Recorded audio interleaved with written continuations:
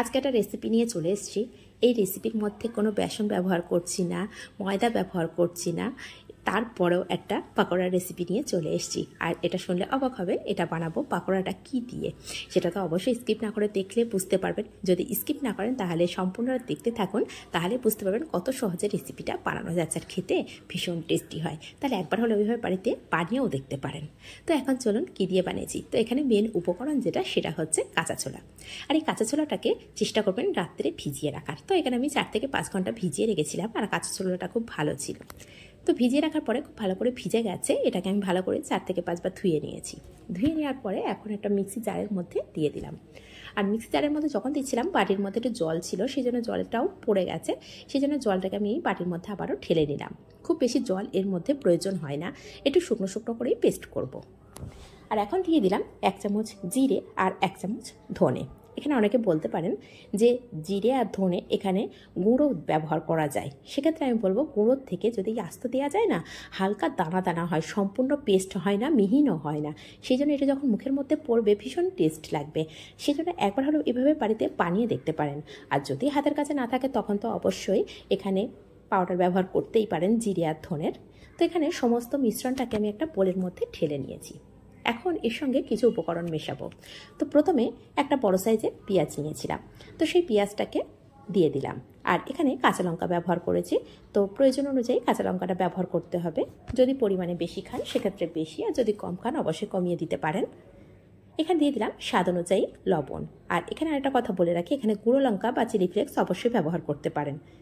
আর এখানে দিয়ে দিলাম 1 চামচ আদা।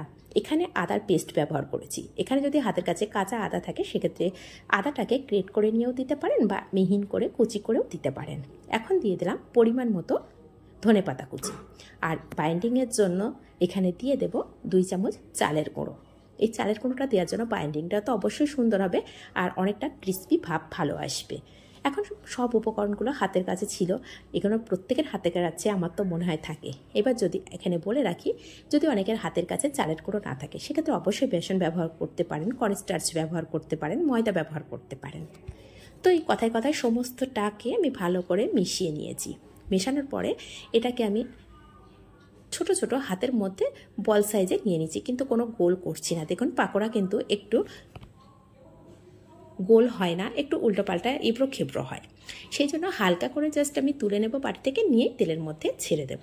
তো আগে থেকে তেলটা কড়ার মধ্যে দিয়ে গরম করে নিয়েছি, আর তেলটাকে খুব ভালোভাবেই গরম করে নিয়েছি। আর এই পাকোড়াগুলো দেওয়ার পরেই কিন্তু আমি ফ্লেমটাকে মিডিয়ামে দেব। এখন কিন্তু ফ্লেমটা মিডিয়াম টু হাই আছে।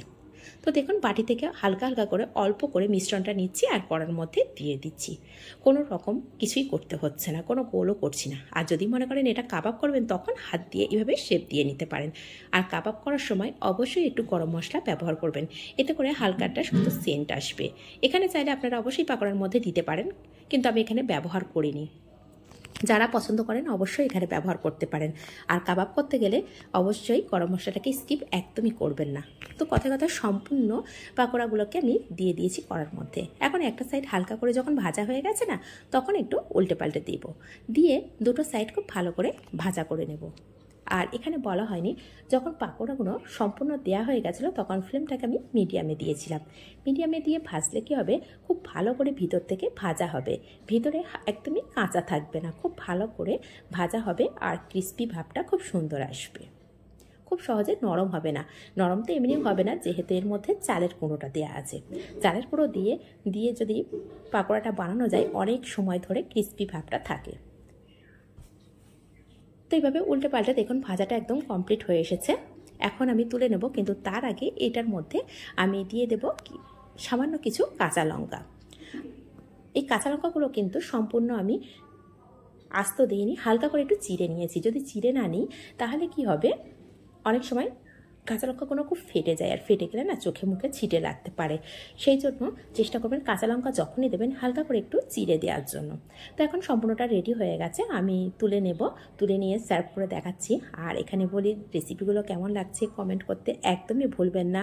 আর যদি মনে হয় কম সময়ের মধ্যে রেসিপিটা বানানো যায় তাহলে নিজেদের মানুষের কাছে শেয়ার করবেন, তাহলে নিজেদের মানুষেরাও এইভাবে অল্প সময়ের মধ্যে কম উপকরণ দিয়ে এই রেসিপিগুলো বানিয়ে নিতে পারবে। আর যদি ভালো লেগে থাকে, যদি ফেসবুক থেকে দেখে থাকেন অবশ্যই পেজটিকে ফলো করবেন। আর যদি এটা ইউটিউব থেকে দেখে থাকেন চ্যানেলটিকে সাবস্ক্রাইব করে পাশে থাকা বেল আইকনটি প্রেস করে রাখবেন। যখনই কোনো নিত্য নতুন রেসিপি আপলোড করব সবার আগে পৌঁছে যাবে আপনার কাছে। তো এখন একটু সামান্য গোলমরিচ গুঁড়ো আর চাট মশলা দিয়ে আমি সার্ভ করছি। এটা খেতে ভীষণ ভীষণ টেস্টি হয়েছে। একবার হলেও এটা বানিয়ে দেখতে পারেন। আর যদি বানান কমেন্ট করতে কিন্তু ভুলবেন না। আর নিজেদের মানুষের কাছে শেয়ার করতে তো একদমই ভুলবেন না। তাহলে আজ এই পর্যন্ত, আবার আসবো নিত্য নতুন কোনো রেসিপি।